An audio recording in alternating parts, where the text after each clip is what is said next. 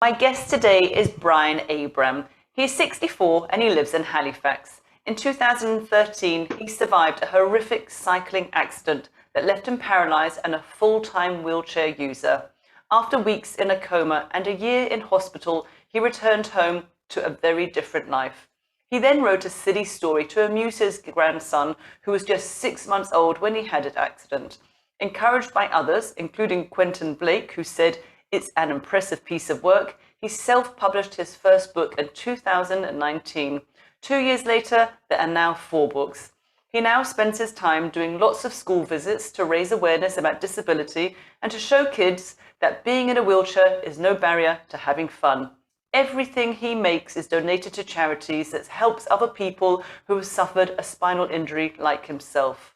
So far, he's raised just over $28,000 for the Spinal Injuries Association and back up. So welcome, Brian, to the show. How lovely to have you here. How are you doing today? Good morning. Thanks for having me on. Oh, it's an absolute pleasure. So as the show is called Unbroken, the first question I ask every one of my guests is, what does that word unbroken mean to you? Okay. There were two aspects of what happened to me. One was the physical injury, which we'll probably go on to talk about, so I won't go into detail now, but it was pretty horrendous. I don't actually know how I managed to survive it. But then, of course, becoming instantly paralyzed, there is the mental way that you've got to deal with that as well. So physically, I was broken. To some extent, I still am. Yeah. But mentally, I'm not. And Yes. that is the key for me, because if mentally I was broken by this, I don't think I'd still be here. Yeah. But you just have to get on. I saw it as a positive thing that I was given another chance to live, because as I say, I don't think I should have survived really. So what do? You've got to take that positively. Yeah, it's not easy, but you have to make the best of it. And so I'm not broken mentally. I'm quite strong. Well, you say you just have to go on, but actually that just is a testament to your resilience. That's your choice that you made and your mindset, because you could give in.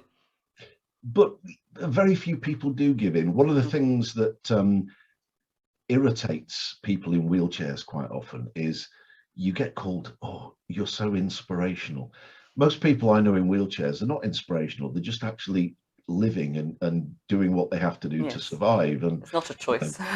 yeah, and people say, oh, well, I don't know whether I could deal with it. Yes, you could, because there is only one other alternative, and that doesn't bear thinking about. So most people would just get on with it. You have a moan every now and again, but not Yeah, too often.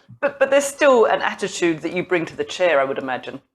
I was a pretty positive person before this happened to me. I've always been regarded as a positive person. I had a very successful career, always upbeat, always looking on the plus side of things. Something I inherited from my mum, I'm sure, and so maybe that has helped. But Yeah. as I say, I don't think there are too many alternatives really. I know. I visited a friend. She had a spinal injury as well, and it was a growth on her spine, and she became paralyzed, a wheelchair user. And she was determined to be independent straight away, as you know. She also Yeah. spent a long time in hospital, and there was another woman there who was being pushed by her husband, and she said, I am not leaving here being pushed in my wheelchair. I am going to do everything for myself. So she saw how you could take it. Maybe that's more of what I meant, the attitude Yeah. that we bring No, to I know what everything, you I mean. guess, in life. Yeah. One of the positive things, if you suffer a spinal injury, and it can also be people who have, like you say, a growth on the spine. If you go through one of the UK's spinal units, the most famous of which is Stoke Mandeville, everybody's heard of that, but I went to Pinderfields in Wakefield. If you go through one of those units, you have to get independent, Yeah. because the guy in the next bed is worse than you, and Yeah. he's not feeling sorry for himself. So I can understand your friend's point of view. You want to push yourself. You don't want to be dependent on people. The nurses, quite honestly, can be quite tough with you, and quite rightly so. They'll say, Yeah. come on up, you're not Yeah. lying in bed feeling sorry for yourself. You've got to get up and get down the gym.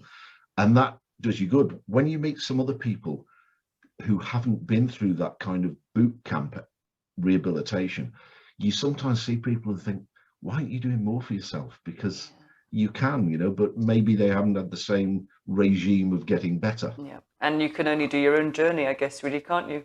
Yeah, yeah. So, can you tell us what your life was like before you had the accident? What kind of Um, person were you? Life was jolly, jolly wonderful, if I'm honest. I had a very good career in financial services.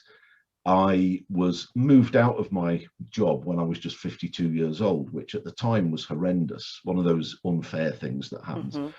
But actually, with hindsight, the best thing that ever happened to me, I started to work for myself, doing leadership training and coaching, motivational speaking as well. I was always doing that sort of thing. And I was enjoying life, working when I wanted to. Had a very nice house in Spain that we visited a lot, spent months there at a time sometimes, and it was wonderful. And then it all went pear-shaped one morning. It was a cycling accident, wasn't it? Not a motorbike accident. Yeah. And obviously I got a grandson who was 6 months old, and that was marvelous, because when you have a grandchild, you can spend more time sometimes than you do with your own kids, because your life's different. And yes, it was a cycling accident. Do you remember much about what happened, or? Sadly, yeah. I wish I didn't sometimes. Yeah, I wasn't hit by a vehicle, but I was kind of muscled to the side of the road. And a lot of people who ride bikes will recognize that. Somebody too close, forcing me in, trying to overtake me, very impatient on a quiet Sunday morning.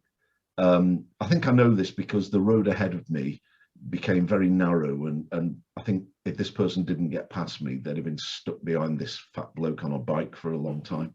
So I kind of understand why. But it was a very quiet Sunday morning. I was just setting off to ride home after staying with some friends. Got 1 mile down the road, and this happened. So the first bit of bad luck was that I skidded on some gravel at the side of the road. Ordinarily, I would have just fallen off and maybe hurt myself. But the second bit of bad luck was that there was a very small dry stone wall at the side of me, and I kind of catapulted, sort of pivoted over it, if you can get that. The next bit of bad luck was that instead of landing on a nice soft piece of grass, I ended up flying down a steep embankment and hit a tree backwards. I just remember seeing the sky and seeing branches going away from me. So I knew I was falling backwards, and then thud, I hit a tree. I then dropped into a fast flowing river, so started to drown. So that was a bit of a pain. Immediately knew that I couldn't feel my legs.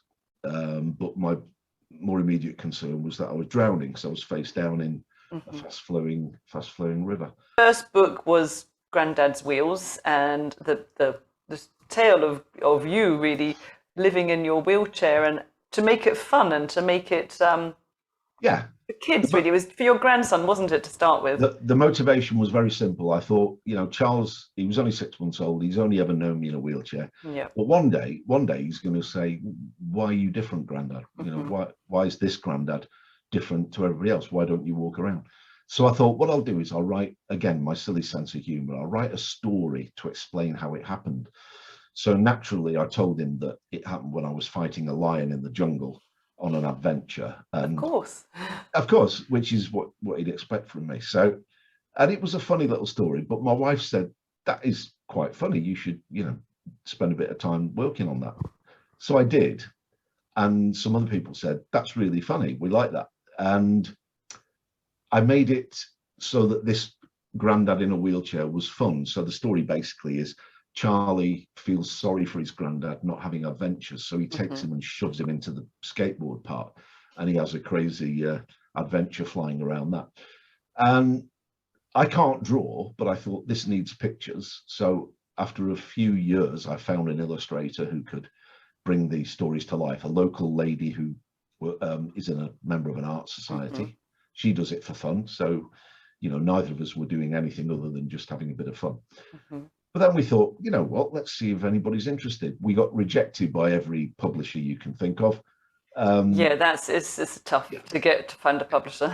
Not a celebrity, am I? So, it would have helped if I was a celebrity, but I'm not. But we thought, oh, well, whatever, let's do it ourselves as a bit of a vanity project. So we paid for it to be designed and printed into a book. And then people started buying it. So we thought, well, that's great, but we don't want to make any money out of this. So if we make a few quid, let's give it to charities that help people with a spinal injury. What kind of advice would you give to anyone listening right now that's been in a situation where they're struggling, you know, to coming to terms with how life now is. Well, you know what? I think some people in my position would.